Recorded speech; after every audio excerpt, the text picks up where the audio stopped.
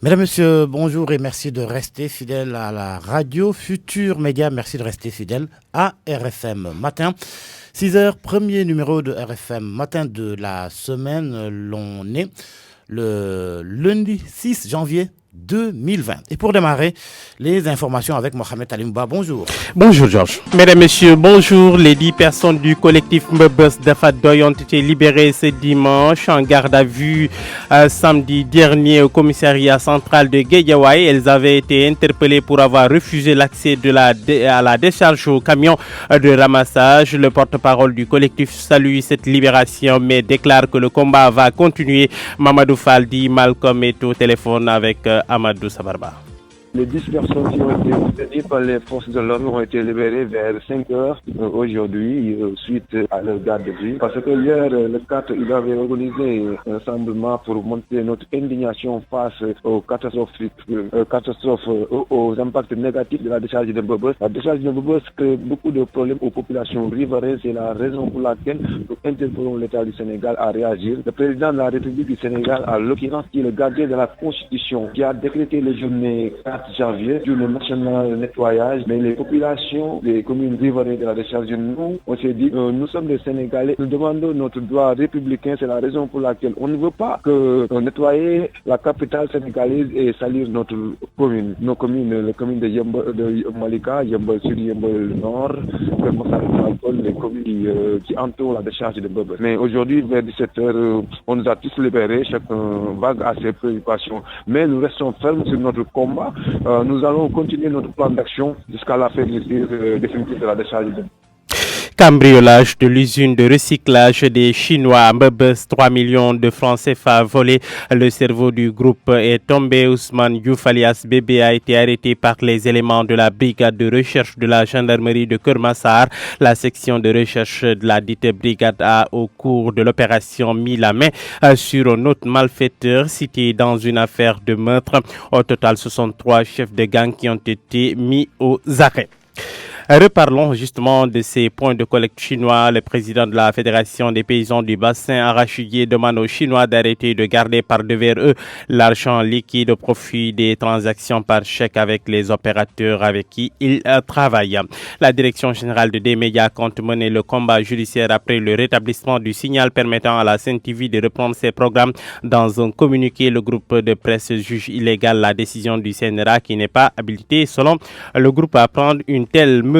Et puis Nigeria, 4 soldats ont été tués et 11 blessés dans une attaque menée par l'ISWAP, branche du groupe Boko Haram affilié à l'État islamique sur une base militaire dans le nord-est du Nigeria, ont indiqué dimanche des sources sécuritaires à l'AFP. 8e Coupe de la Ligue, 8e de finale Coupe de la Ligue. AS Pikine bat le Yaraf à l'issue de l'épreuve des tirs au but, 4-2. Asalaamaaleykum Ndiaye. Naam Diop Georges maa ngi lay nuyu. naka suba si. sant bu baax a baax. alhamdulilah. nuyu auditeurs yi rafetlu ànd bi ak rajo Futur Média jukkib xabaaru suba si ñu dooree ko fukki nit yu bokkoon ci collectif Mbebes dafa doy te ñu tegoon leen loxo.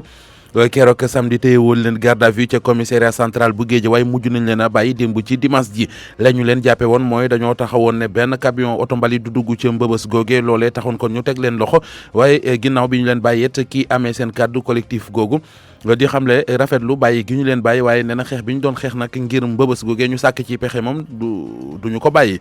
Mamadou Fall lay wuyoo ñu gën koo xam ci Malcolm ñu déglu ko ci téléphone Amadou Sabarba. tey jii nii ñi nga xamante ni ñoom la ñu àndal nekk di membre collectif Mbebes dafa doy ñu nekkoon fukki nit yi nga xamante ni yàlla dafa ñu jàpp leen yóbbu leen en garde à vue lors de suñu rassemblement bi nga xamante ni ñi doon nañ ko def démb ci le cadre bi li ko war a doon dul mooy journée clean day bi nga xamante ni kii di président de la République du Sénégal moom moo ko décrété ñun ñi nga xamante ni ñun ñoo dëkkee Malika Kër Massar Yeumbeul Nord Yeumbeul Sud Tivaouane Peulh ñu taxawoon ne vraiment wane suñu mécontentement ci li nga xamante ni moom mooy décharge Mbebes bi ni mel.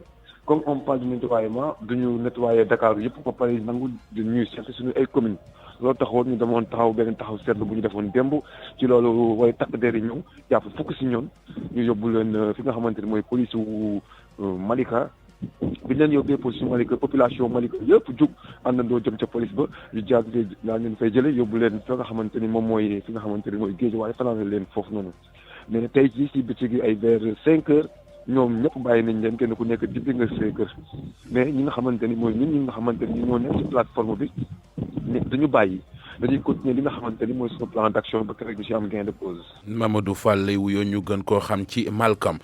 6h06 ci rajo Futur Média jukkib xabaaru suba si congo goog def nañu ko usine recyclage boobu ay Sinwaa ko yore fële ci diwaanu Mbëbës lu man 3 millions ci suñu koppar yóbbu nañu ko fa waaye ñi nga xamante ne ji ñoo def loolee que leen jiite ji ci turu Ousmane Diouf ñu gën koo xam ci bébé teg nañu ko loxo gendarme yu brigade recherche ñoo bu Kër Massar ñoo ko jàpp section recherche bu gendarmerie Kër Massar yamuñ ca ne ci opération boobee ñu def teg nañu loxo ay yeneen i defkat yi ñaawteef ca ñoom bokk na ci ñett ñoo xamante ne ji chef de gang lañu ñu leen doon tudd ci yeneen i jëfi yuqu njuur yu doon am ca boobile diiwaan waxtaane cong gi nga xam ne am na kon fële ca benn point de collecte gerte ca Saloum tey Sinwaa yore ko daal di fa yóbbu xaalis am ñu fa gaañ loolee nag tax na njiital fédération paysan bassin arachidier yëkkati kàddoom di sàkku ci Sinwaa yi bu ñuy jëndati gerte ñu bañ di yoreti xaalis xobet maanaam yorey sek di ko jëflante seen digg ak ñii di baykat yi dana tax kon matuwaay yu ñuy jël gën a mën a mucc ayib kilifteefu des médias di direction générale bu des médias nee na yëf yeeg li ñu leen def mu di CNRA gi leen tëjoon ndax li ñu ne dañu doon publicité xeesal te ñu koy bañ tëj googee ginnaaw ba ñu leen tijjee kon lu aju ci xeex bi dañu koy wéyal ci wàllu yoon la ñu ko jëmee duñu toog kon di ko seetaan noonu le waxtaane wàllu tàggat yaram ak coupe de la ligue AS Pikine dafa duma Jaraaf waaye nag ba ñuy football nañu ba mag sa ba jeex kenn dugalul sa morom dara diggante AS Pikine ak Jaraaf ba ñu yeggee ca teg dóore mu di série penalty yi ca la kon AS Pikine dugalee ñeent Jaraaf dugal ñaar Georges Déthié Diop